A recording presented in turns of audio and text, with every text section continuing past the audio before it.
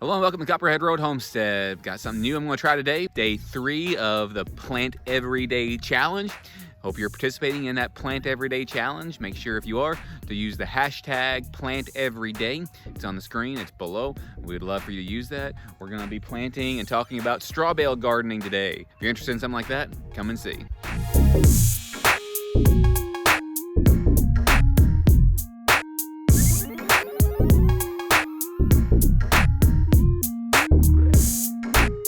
All right, so I got 3 bales of straw to try this method out. So I'm talking about different methods of gardening. There is the black plastic.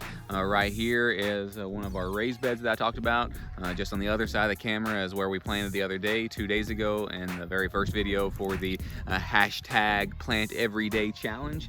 I hope you're participating in that. But this is straw bale. There's some really nice things about the straw bale gardening. One is that it's elevated. It's about knee level right here, so I can reach it a little bit easier. I don't have to bend down quite so low. It is a lot more weed free than planting in the ground, than plowing. And you can use these straw bales for 2 or 3 plantings, depending on if you do succession planting or something like that. At its best to let it get wet, you've got to let it rot. You're supposed to put the fertilizer in there in advance. I've been putting urine in it because urine is high nitrogen. If you put that in there, it will stay in there. In straw bales, you've got to water quite a bit. If you'll stay tuned, I'm going to plant, put some soil on, and then plant on one of these 3 straw bales. So stay tuned. All right, so I'm a little concerned about children knocking it over. Sometimes things get knocked over.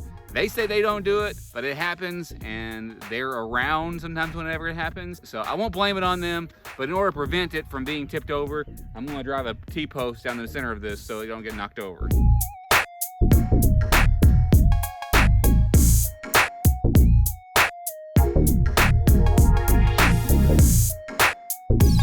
So now I can put the soil on top of it and it won't get knocked over. And whenever I'm ready to take the T-post up, I can just cut the straw bale, let the straw go down the ground, and I've got a T-post puller that'll pull it up just easy peasy. The next step is to get the soil on top of it. Okay, this is the soil.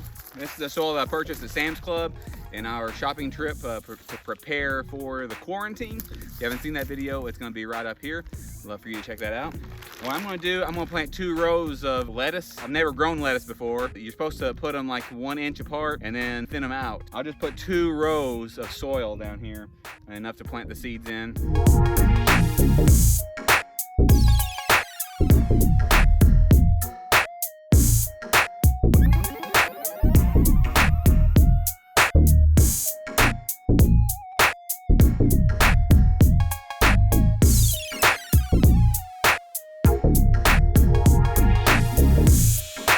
So we're gonna water it and then we'll plant the seeds.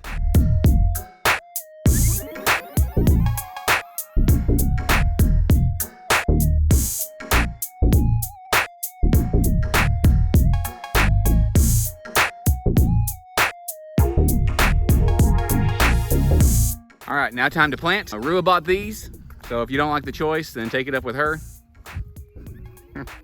She came home with them, and I assume that meant she wanted me to plant them. So this is day 3 of our hashtag Plant Everyday Challenge. Can you say plant every day? Plant every day. Say it loud. Plant every day! And here it is. Now this says that it's 45 days to harvest, and it says 7 to 10 days for germination. Can you see that? And plant seeds every 2 inches, covering firmly with soil. Thin plants to 6 inches apart when they display 2 or 3 leaves. Grand Rapids tip burn resistant.